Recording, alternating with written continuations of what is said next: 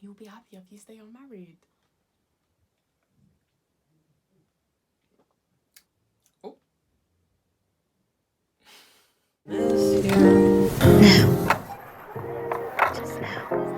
Hi guys, welcome back to my channel. If you don't already know me, my name is Hannah, and in today's video we are starting a new series called Pass the Wine. It's a series that I wanted to start for a little bit now, but essentially it's just going to be a series of videos where we have discussions, people send in their topics, we also talk about things that are relevant. So yeah, I'm excited. It's just me today because obviously we're social distancing, but in future videos I hope to have some friends, some family. Yeah, so I asked you guys to send me questions, topics in on my Instagram and Snapchat, so if you didn't see that, then be sure to follow me over there. I'll leave it on screen. I always leave it here, so let's keep the theme running. Leave it here. So yeah, let's get started. I'll stop my glass. Drink responsibly. Okay, so the questions are on my laptop, so if I'm looking down, it's cause I'm looking at my laptop. Some of these questions are a bit mad, but let's start off light. Okay. The first topic is Yoruba demons, cap or fact? Okay, so here's the thing. With me, I haven't had any bad experiences with Yoruba boys or Yoruba guys or Nigerian boys in general. So I can only speak on things that I've experienced or that I've seen, to be fair. But I don't think this whole stereotype is a thing that's just exclusive to Yoruba guys. I don't know. Is it for me? I'd say it's cap because I haven't had any bad experiences. Someone asked about the talking stage. Here's the thing. I feel like the talking stage is like, it's become this quite big dramatic thing over nothing. Like, I feel like if you're getting to know someone and you're getting to know them, the whole label of the talking stage, I feel like it just makes things like complicated and problematic. Because I say, take me for example, I might be talking to someone and I have a set idea of what talking instills or what it means, but then the person I'm speaking to might not necessarily have that same mentality or might not abide by those same rules, and then there's just confusion, and it's just like and you end up in a situation, a lot of times I've seen anyway, you end up in a situation where you're now upset or hurt because things didn't go out the way you wanted it to, because there's no like establishment of what it means to each person. So I just think, yeah, get to know people, and then if it's meant to progress, then it will progress, whether by conversation or the establishment of like, okay, yeah, I'm interested in you, we're interested in me, what I'm interested in you, you're interested in me, we'll just see how it goes, kind of thing. Yeah, that might seem like a very blasé way of talking about it, but in the simplest terms, I feel like that's how it should go. Someone asked me my thoughts on Black Twitter. I think Black Twitter's funny, but I think some of the issues that I've seen is like people taking what they see on Twitter or social media in general for verbatim, and then they've applied it to their lives, and it's like, you know, what you see on Twitter isn't real life. Like, what you see on social media isn't real life. So when you now apply it to your life, it's like, sometimes when people apply Twitter logic to their lives, it just becomes messy. Next question. Okay, so someone asked about my uni experience.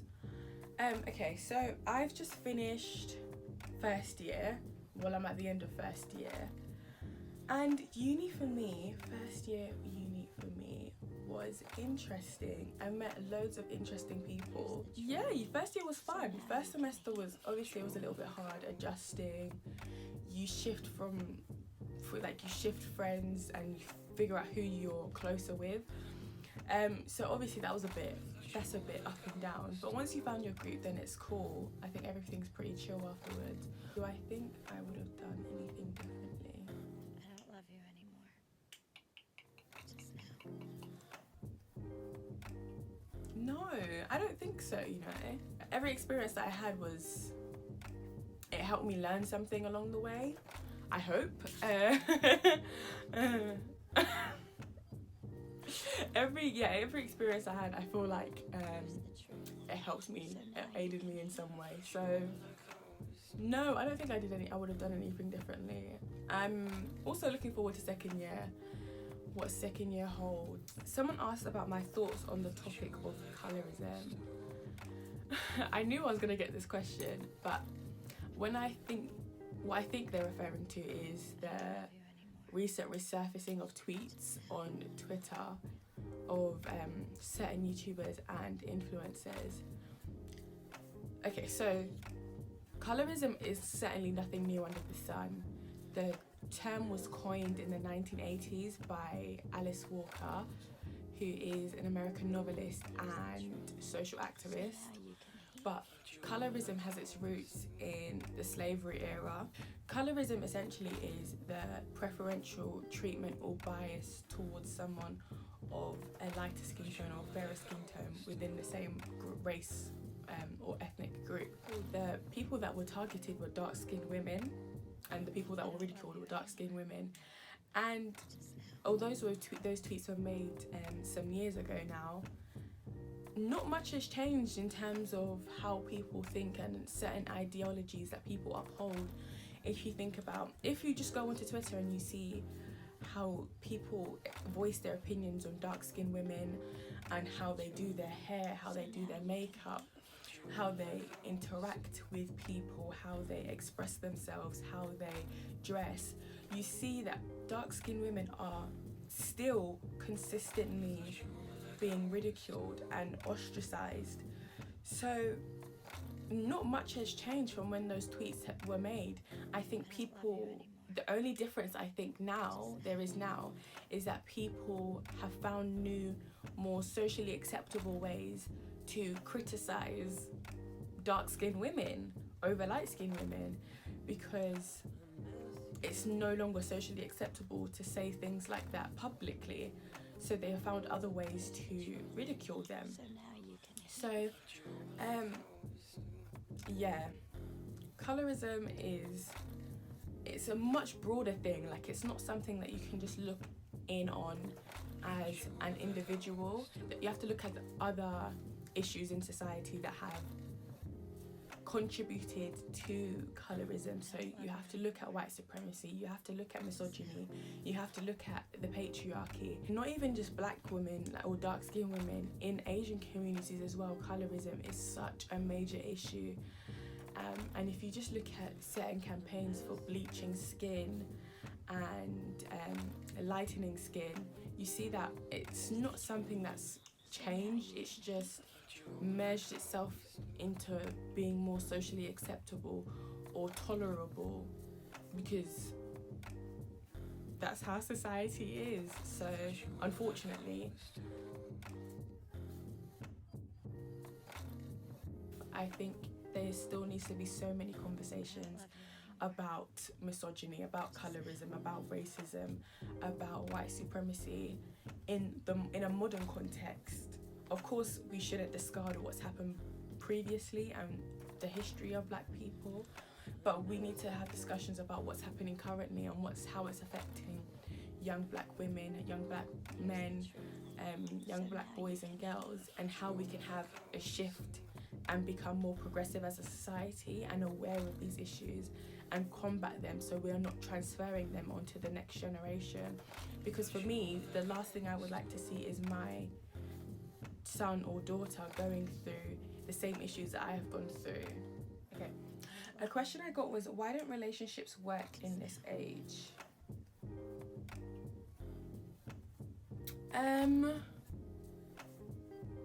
One issue, or one of the issues, is a lot to do with lust and desire.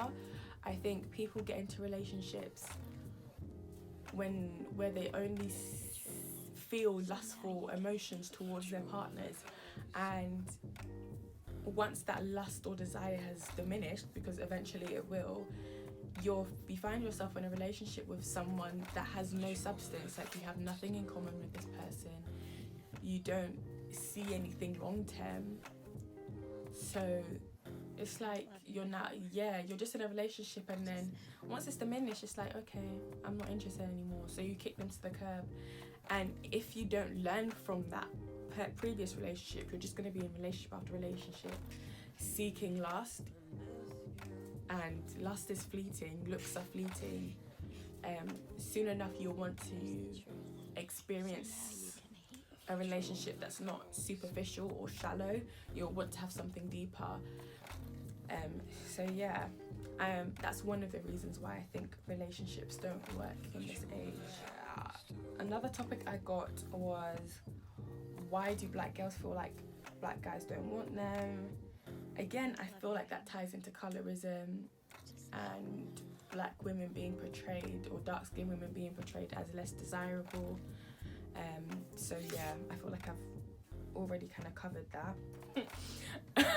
Someone asked about the corona conspiracy. I don't really know much about the corona conspiracy. I'm not really a conspiracist, so I don't read into things like this. But I was going to say I'm assuming they're talking about something, but I don't actually know what they're referring to. Oh, I think, is it the fact that people don't think that corona is real? I mean, okay, for me, I don't feel like people are just dying as a result of nothing. So there must be something causing it. And they've labelled, and the media and doctors and politicians have all labelled it cool as corona. So I'm just going to take it as corona and stay in my yard. And I'm not going to try and challenge it. Like, I will abide by the government guidelines of social distancing and only interacting with people that you live with, washing your hands, all of that. Oh yeah, wash your hands. Wash your hands. You should wash your hands, you dirty pig. Oof. Someone asked, I got a question on aliens. I feel like I've covered aliens already in my previous video, in my get to know me video. So if you are interested in knowing my answer, then go and check that video out. Someone asked about the NHS. Okay, with the NHS, I feel like we are lucky in the UK to be provided with free healthcare. But if you see how how the NHS has been run and how it's been underfunded, and there's been payment cuts, of budget cuts, and how people that are inherently, they are frontline, but we're not provided with PPE for such a long time. I think it's just very telling of the government that we have now, to say the least. Yeah. Oh.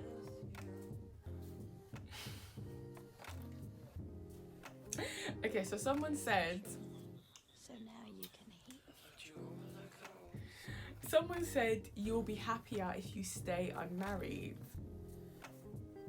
Oh!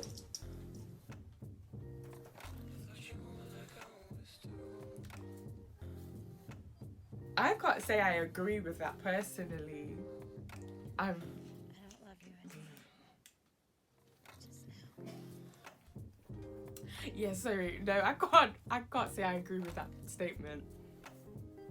You'll be happier if you stay unmarried. This is wild. I'm sorry, this is wild.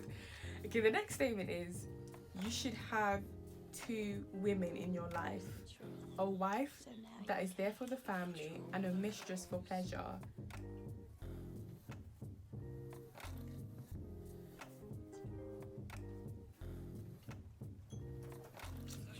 I don't know who came up with this, but cut the cameras.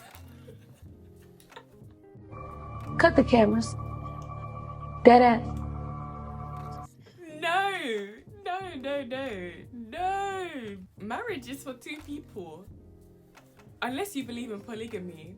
I don't believe in polygamy, personally. So, no. Here's the truth. My husband now said to me, I was a wife, but he has a mistress on the side for pleasure. Electric chair. But that is it for this video. I'm kind of sad because I was enjoying that. I feel like it was getting fun. But yeah, thank you so much for watching. If you made it this far, please do not forget to give this video a like if you like these types of videos, if you want me to do more of these types of videos. Comment down below any other topics or questions that you'd like to have covered, and please do not forget to subscribe. It would make me very happy. Don't forget to follow me on my socials, so when I do more of these videos, that you can interact and have your say in whatever questions or topics come up next. And yeah, thank you again so much for watching. I hope you're keeping safe. I hope you're keeping healthy, physically and emotionally and spiritually. Yeah, just hope everyone's doing well in these times. Again, thank you so much for watching and hope you have a lovely day. Bye. I don't love you anymore. It's actually very warm. Do I look mad? So there's this hair in my eye. Let me be great.